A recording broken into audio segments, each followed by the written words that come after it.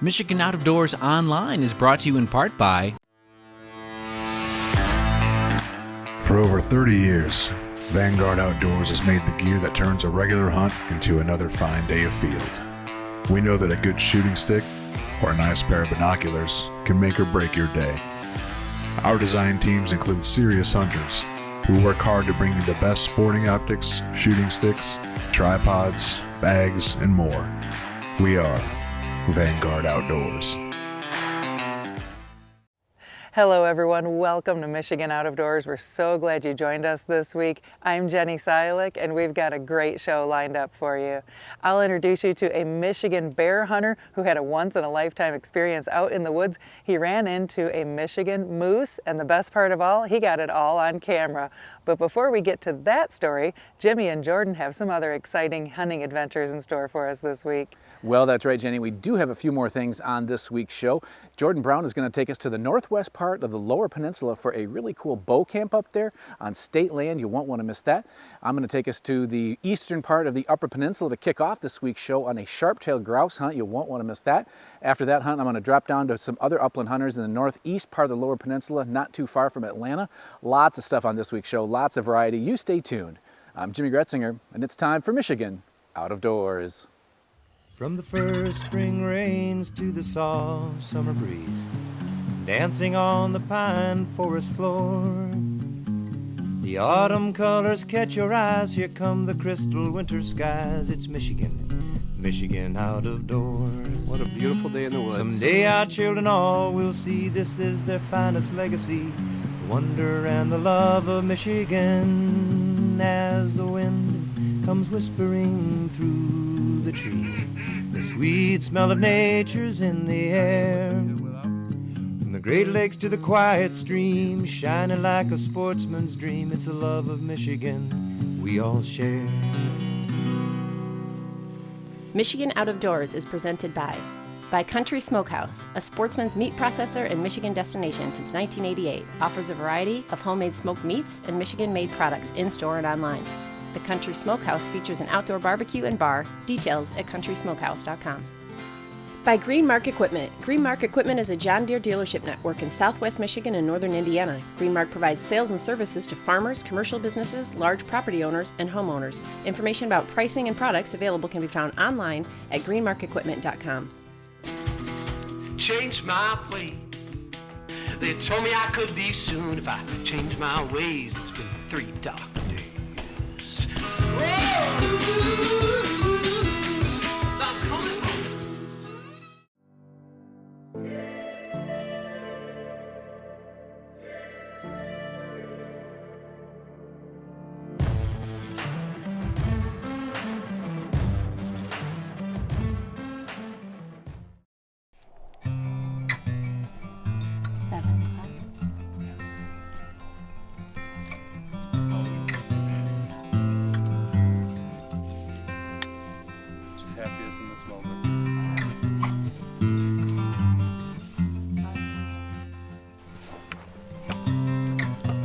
I have 25 rounds here, so that's 24 and a half birds, the way I figure it.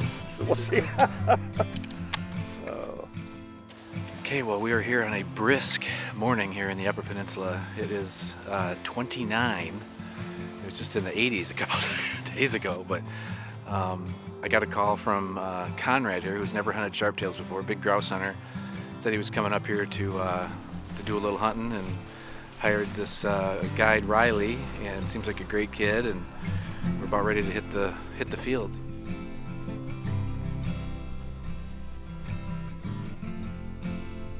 The day was perfect. We were just into the hunt, and I saw something I have never seen before: a flock of sharp-tailed grouse. Wow, that was a bunch of them. That was a lot of birds. I thought you said the last time you missed was 1978. Listen, boy, do you have to remember every little detail of what I say? Well, the birds were here. It was just trying to get close enough was the issue.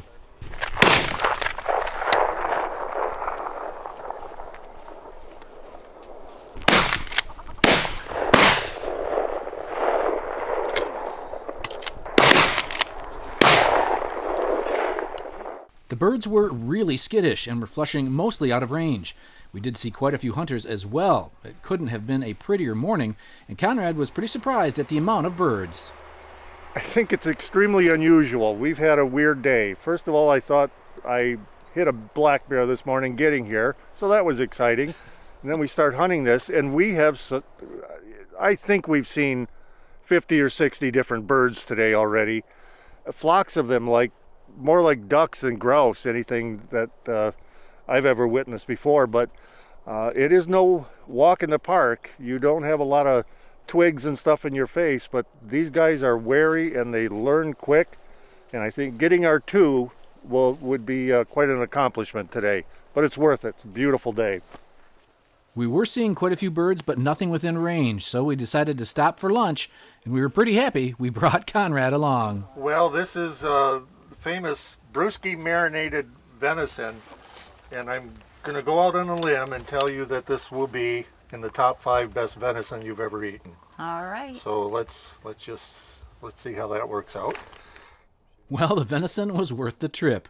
We did have a CO and a biologist stop by, and they gave us some more info on these sharptails. Primary cover that we have here is agricultural fields, mainly hay and pasture lands. And so basically a mix of grasses and other things that are typical of our farm country here. That's mainly what supports sharptail within our hunting zone here. So hunters are going to see like I say, some grass mixtures, possibly some shrubby areas, some wooded patches and that within these haplands. And where is the population at? Is it in a good spot, pretty stable? Would you like to see more birds, less birds? It's probably pretty stable right now. Our surveys suggest that our numbers are doing decently. We always want to see more birds, right? But bird numbers seem to be doing pretty well. And how much pressure did these birds get here in the first couple days of the season? Is that the bulk of it or not so much? We're seeing pretty high hunting pressure during opening day here, of course. So early in the season, hunters are out and trying to find those birds out there, getting their first crack at them like we would for any other season. As the season progresses, the hunting pressure will probably decrease a little bit over time, but we're going to see some hunting pressure throughout the season and hunters out there throughout the season and probably seeing birds and harvesting birds throughout the season as well. The freezing temps and heavy fog made for some gorgeous views this morning, and as the sun burnt off the fog, I couldn't help myself and swapped the camera for the gun. And even though I didn't connect with the Sharpie, I did find the roughed version.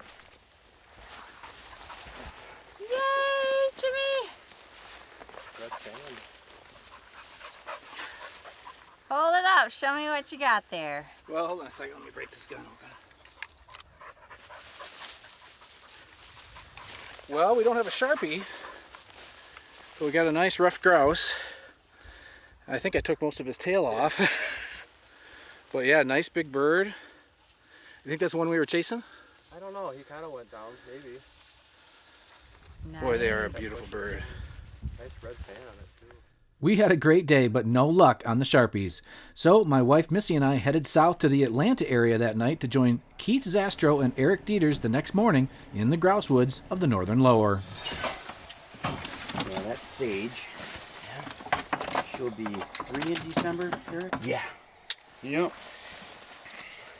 Let's see how she does. She hasn't got a grouse yet. She's got some woodcock, but okay. She's flushed a handful, but So with a couple Brittany's on the ground, we hit the woods. Now, these guys have hunted this area before, and our first few minutes, well, they were action-packed. You see him go down? He just went up again. Oh. What happened there? All right, we got one. Nice little woodcock. We had two just woodcock, yeah. Kind of a couple wild flushes right there. I think they were close side by side. We just didn't flush the second one, so something nice. about the dogs. They don't love to retrieve the woodcock for some reason, but so good-looking bird. Yeah, well, good shooting. It's pretty thick in here. Thanks. We must have found a small flight of birds because we were right on them right away, which is always the plan, but it rarely works out. Bring her. Yeah, he doesn't want to retrieve those woodcock. Everything else he will, but not those. Good boy. Dead bird. There's two of them there. shot of it. Yeah. Go ahead. Good job, Eric. The elusive Boy. timberdoodle. Nice job, young man. Thank you. I closed my eyes on that Another one. bird. That's the reason why I Another bird got just it, I think. Another bird. Two just went. Oh, crap. Well, we had 2 birds in just a matter of minutes. And it looked like one of the dogs was hot on another woodcock.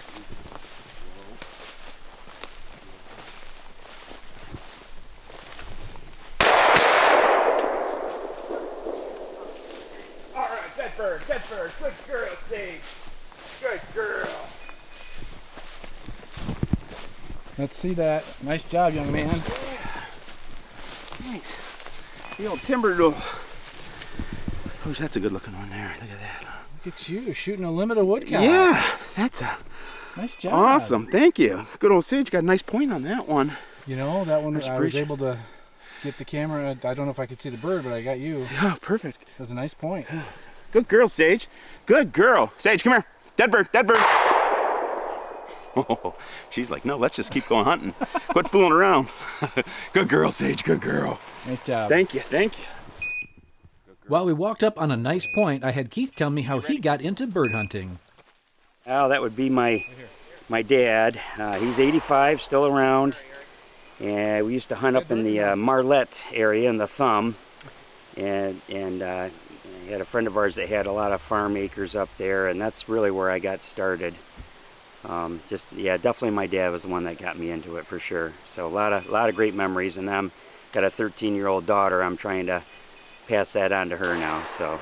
And what is it about bird hunting that you like so much? The dogs, definitely the dogs.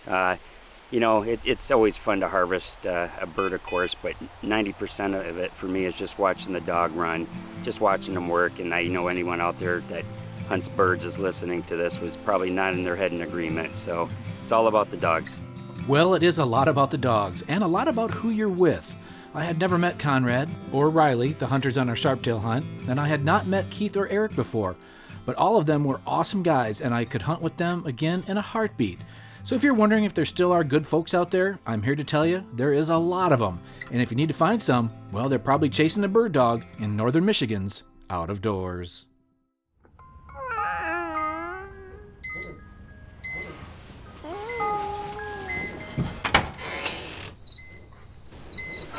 We get it. There are no shortcuts to getting it right. Bell's Two-Hearted IPA.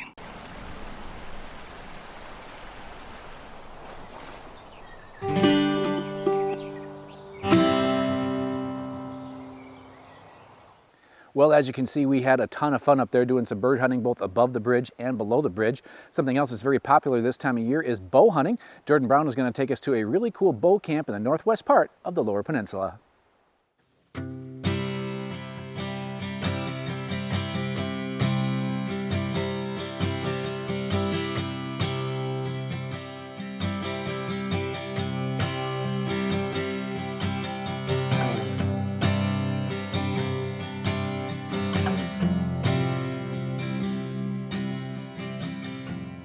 Well, it's front end of October, and we're in the forest in northern Michigan. We're here at deer camp,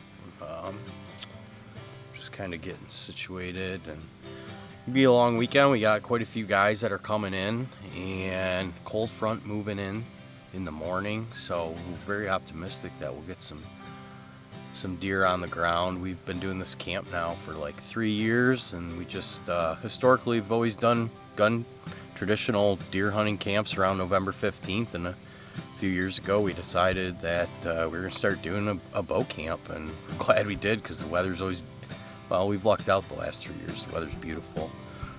We try to time it around the peak color. I know a lot of people are out just hiking around looking at the colors today. We're kind of doing that, but we're also trying to get some deer killed while we do it. So just enjoying everything that the fall has to offer here in northern Michigan. Camp for the weekend. Supposed to maybe have a little bit of rain move in, but for the most part it's going to be hooded sweatshirt weather, and we're going to get treated to I don't know what the deer action will bring us. We're going to determine that over the course of the next 48 hours, I suppose. So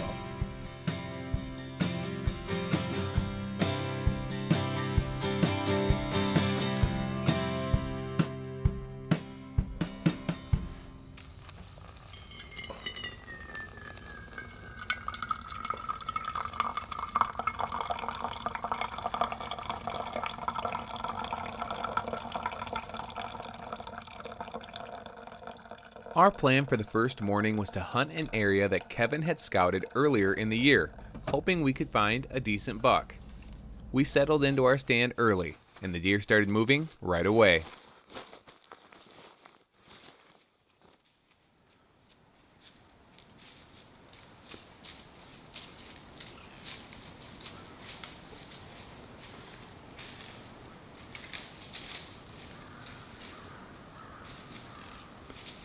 There's more deer coming.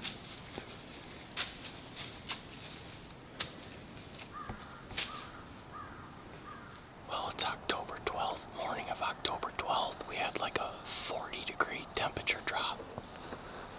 Overnight yesterday it was 75 degrees. This morning it was like upper 30s at our camp. It's beautiful, beautiful, calm, crisp, high pressure. And we slipped in. We're on public land, northern Michigan. It's absolutely beautiful out. We've been covered up with deer literally since we could see. I think we've seen around a dozen deer already. And it's just getting started. It's going to be a beautiful morning. It couldn't be nicer. These are the mornings we live for as bow hunters. Absolutely perfect.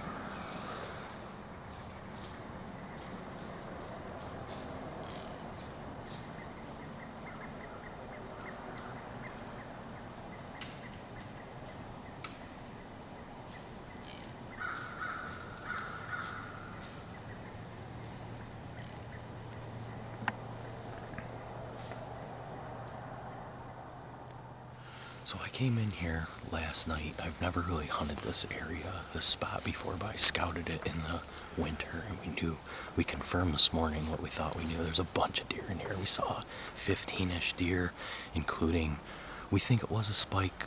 Couldn't confirm that, but it looked like a spike chasing a couple does around and grunting pretty much all morning. We were covered up in deer, but it's 10, a little bit after 10 now. The action's shut off. And when I scouted our way in here, we have an east wind, which is a little less ideal, but there's a lot of buck sign on the other side of this drainage that we're hunting. We hunted here this morning so we could come in and out without disturbing the whole area. But we know all the buck signs over there. We confirmed there's a lot of deer in there. We're going to make a strategic move. We took our stuff down.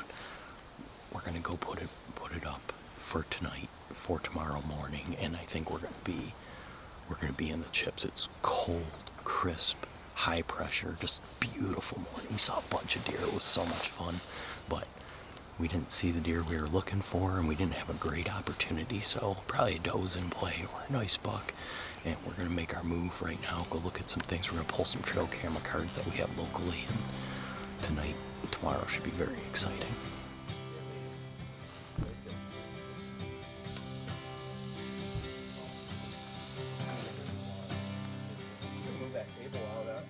Despite our best efforts, we ended up back at camp empty-handed, and although we did see a few deer the next morning, the result was the same.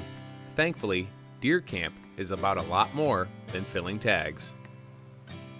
We come up here as much to spend time with friends and family. Sometimes it's the one time a year where we get to see each other and kind of cut it up for a weekend, and we value that just as much as we do deer hunting, really. Camp doesn't owe us anything. Had a great time. If you're not involved with the deer camp, you might want to try to be. Just a great way to get together, and I don't know. It really pulls the whole deer hunting thing together for me, so. Hunting public land can be challenging, and that was certainly the case for us on this particular weekend. But it was still a great couple of days at deer camp. Whether you're hunting public or private, the next few weeks will be the best bow hunting of the year. Good luck to all of the archers out there around the state.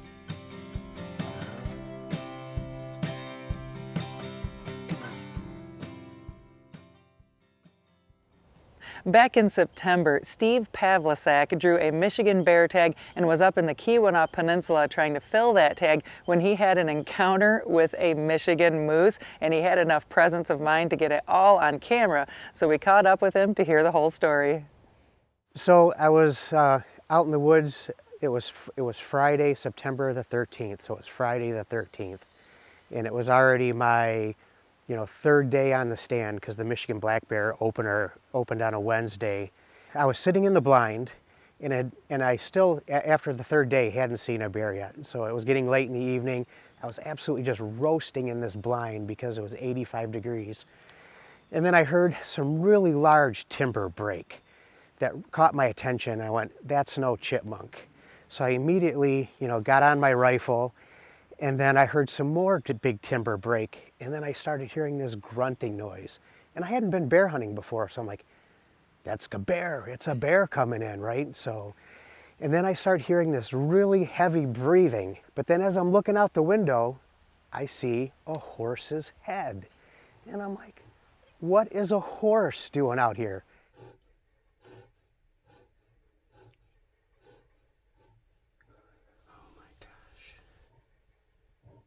But then he took one step further, tilted his head, and I said, oh my gosh, it's a moose. And he just had these massive antlers. And he tilted his head, and he took one more step further, closer to the edge of the blind. No kidding, he started licking the end of my rifle barrel. And he's got his wet tongue, and it must have been the Hoppe's number 9 gun cleaner, right? So did you have your phone out already? No, I didn't, because I was in complete disbelief. And then I'm like, at that moment I said, I got to get my phone out because nobody's going to believe this story if I don't get this on picture, some pictures or film. So I started snapping a few photos, and then he took another little step, and I said, I need to get some video. And that's when the video that I sent you, he turned his head, and he's sniffing the end of my gun barrel. And you can actually hear his breath, as he's, sniffing in and out of his nose. And What's going through your mind? I was just in complete disbelief. I could not believe that, I was seeing a moose in Michigan. I knew they were up there, but then all of a sudden I had a little bit of a fear, right? Because, we've all seen the Jim Shockey shows where he's hunting these massive moose and they charge and kill people, right? What kind of blind are you in? And I'm in this, it's a pretty nice 4 foot by 4 foot square wood blind, but I thought with a moose being 1,200 pounds, he could crush this thing in like 2 seconds, right? But you could really tell he was king of the forest. That was his woods. He was the ultimate beast out there, and he was just enjoying that summer afternoon. But it was really quite the experience, and it made my whole hunting season. Still shaking. He's been out here for about 3 minutes.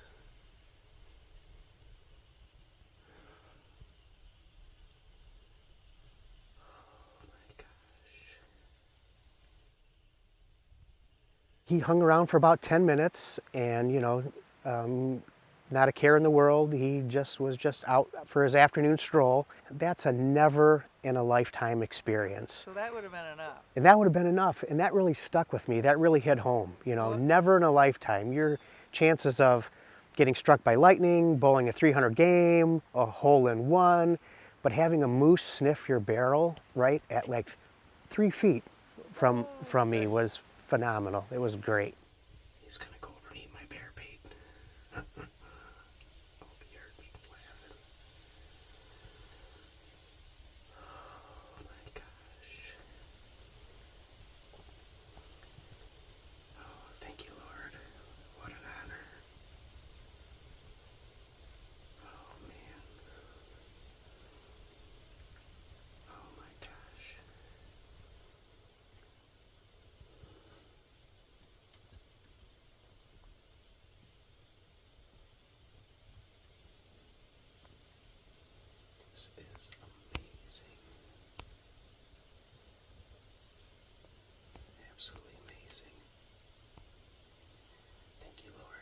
As Steve was still basking in the glory of this extremely rare encounter with a Keweenaw Peninsula moose, he headed out to the woods again the next afternoon. He didn't see the moose again, but a beautiful black bear came in and gave him a perfect broadside shot, ran 40 yards into the thick swampland, and was recovered right away.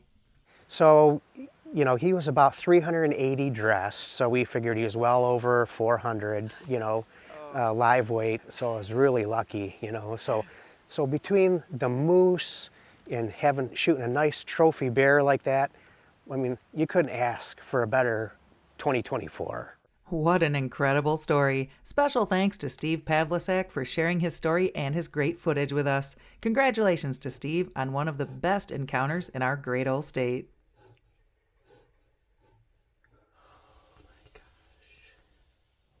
Thanks so much for joining us this week for Michigan Out of Doors.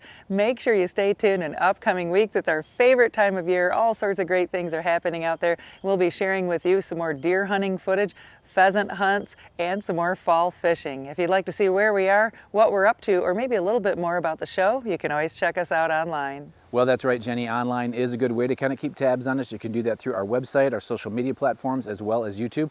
Lots of places you can check the show out, and make sure you are joining us over the next several weeks. It is a great time of the year to be a sportsman here in our state. Get out and enjoy it, and if we don't see you in the woods or on the water, hopefully we'll see you right back here next week on your PBS station. Michigan Out of Doors is presented by.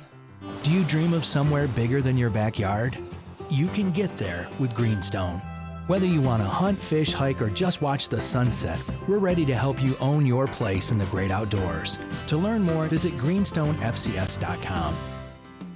By G5 Outdoors, makers of the Quest and Prime bows, manufactured and designed in Memphis, Michigan.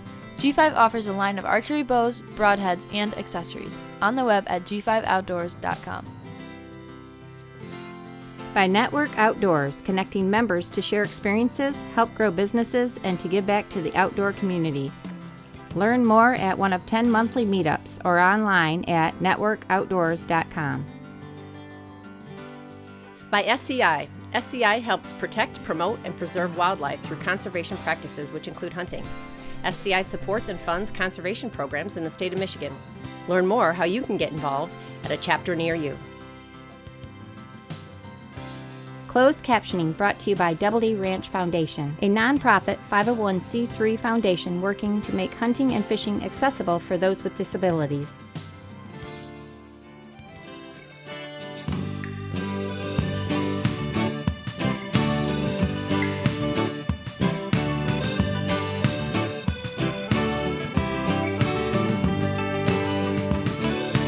When I wander far away, a dream stays with me night and day. It's the road that leads to my home state.